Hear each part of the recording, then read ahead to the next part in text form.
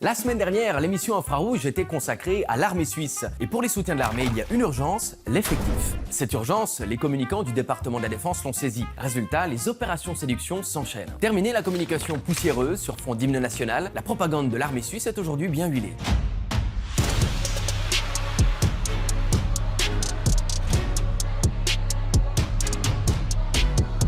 La rhétorique de propagande se définit par les efforts nécessaires pour modifier les opinions et le comportement du grand public. Et pour communiquer à la masse, il y a une règle importante à connaître. L'opinion populaire ne s'affronte jamais de face, elle se renforce ou elle s'adoucit. Il faut alors privilégier la suggestion en s'appuyant sur des expressions, des discours ou encore des symboles.